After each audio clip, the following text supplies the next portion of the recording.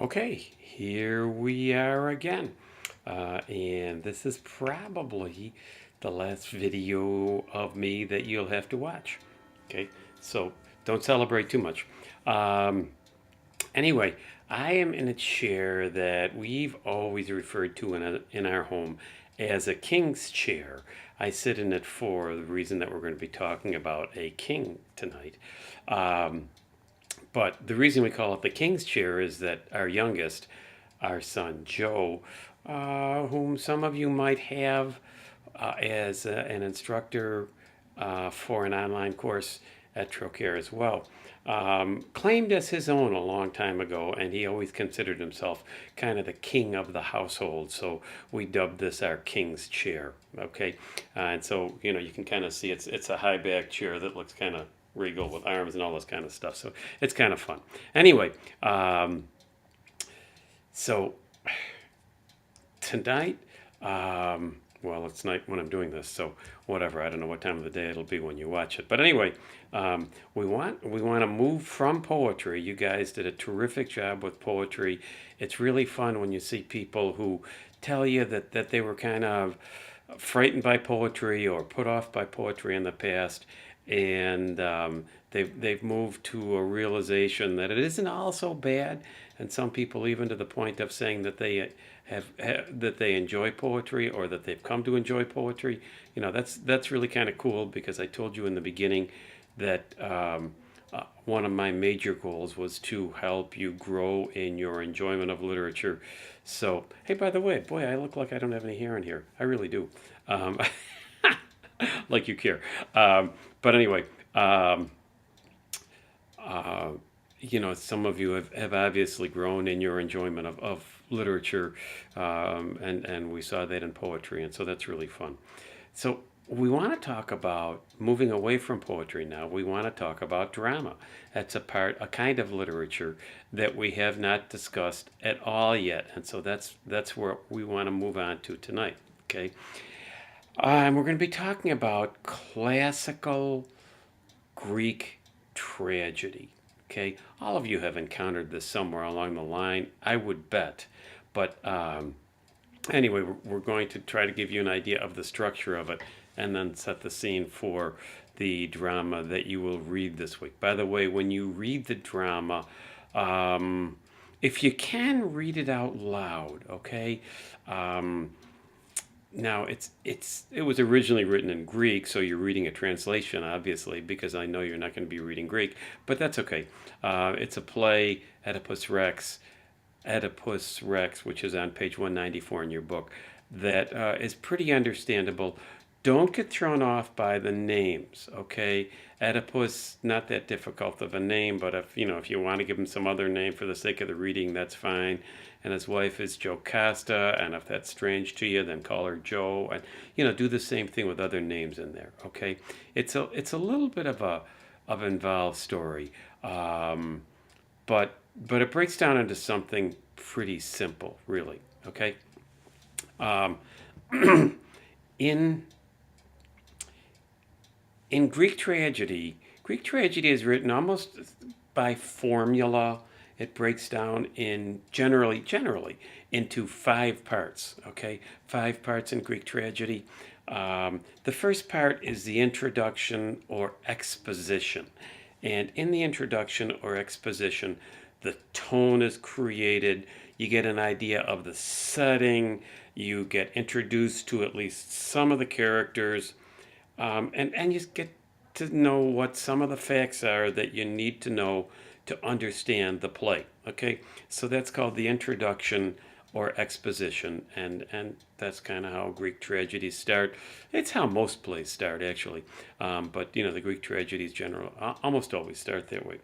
Then there's something called the rising action or the complication, and here we have some kind of a force, an exciting, something that excites force, and it continues. This force continues through various stages of conflict between the hero and the counter players, okay, those that the hero seems to be in battle against.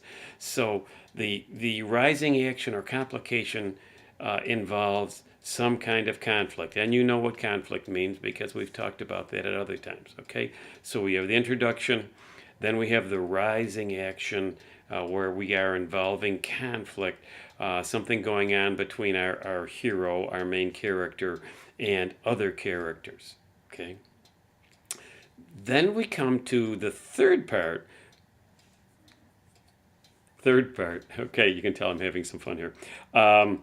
That is really the turning point. It's the peak of the conflict, the very high point, and it's also referred to as the climax. It's where things really are kind of crashing against each other. It's a very high point. It's the peak of the play, and it's often the point where something catastrophic becomes very apparent. You know that something negative is going to transpire. Okay, something unwished for. Okay. Then we get the falling action. We've started from down here. We've had rising action. We've reached a peak, and then we have a certain falling action. Okay, and in the falling action, we get to see more of the activity of the forces opposing the hero. First of all, there's still a certain amount of suspense. The hero hasn't crashed totally yet, but he will. Okay, and all of this falling action is actually leading to it's leading logically to the disaster of the hero. Okay, now again, we are talking about tragedy, so we know from that word right in the beginning that we're going to come up with something difficult, and I'll explain the concept of tragedy in a minute. And then usually this falling action, not always, but frequently this falling action can even involve the death of the hero. Okay, and then finally we have catastrophe. If it wasn't death, then some kind of other awful thing happening to our main character, our hero, and then a certain resolution, a return to some kind of a state of peacefulness. Okay, so we have introduction, we have rising action, which is the beginning of the conflict, we have the climax, which is the high point of the conflict, we have the falling action where we've gone over the peak and we can see the direction that the main character is going to. Again, sometimes his death comes about here, or at least his total unraveling, okay, leading to some kind of a catastrophe, and then something of a resolution, where we get through the catastrophe and then a resolution. So that's the classic structure of a Greek tragedy. It's important for you to understand what a Greek tragedy means, though. A Greek tragedy starts out with, you have to have this. You have to have a lofty character, a person of high ideals, high standing, usually some kind of a king or ruler or somebody in a lofty position. Okay? And this ruler in a lofty position, the reason it's tragic is that this ruler in a lofty position is going to come to some kind of a very unfortunate ending. Frequently that's his excuse me, his death, but not always. And in fact, in the play that we're reading for this week, it is not his death, okay? But it certainly is a total unraveling of all the greatness and royalness in this character. And this has to be brought about through a tragic flaw in our hero. So our main character, our tragic hero, brings about his own falling apart, his own death, or his own dissemblage, or whatever you want to call it, his own catastrophic ending.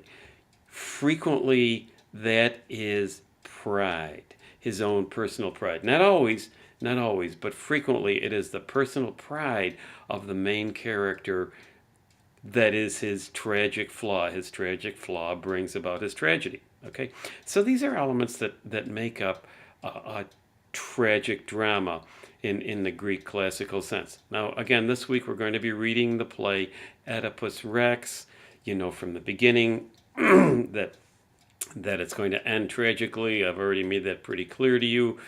Early on in the play, uh, read it kind of carefully. Oedipus has heard the prophecy that he is going to kill his father and marry his mother.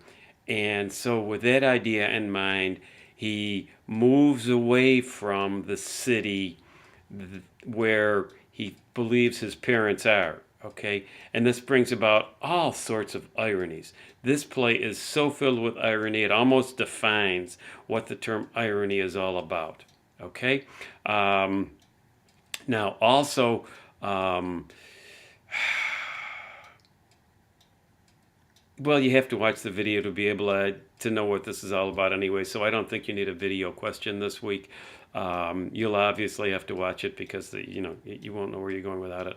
So anyway, also you will get an email from me telling you where we will be meeting for our on-campus meeting. And you will also have an assignment that's due then, and I will post that within a few days as well. It'll be a written assignment that I want you to bring with you when you come. There are 2 or 3 that can't come, so if you want to email that to me once you get that, that's fine. Okay? But I'm looking forward to meeting so many of you. If you have any questions about this, you know where to meet me. Or where to get in touch with me if you have any questions about this assignment. You'll see the assignment posted shortly. Okay, so have a good one. Think tragedy. Think lofty character, tragedy, and you'll get to understand what Greek classic tragedy is all about. Thanks.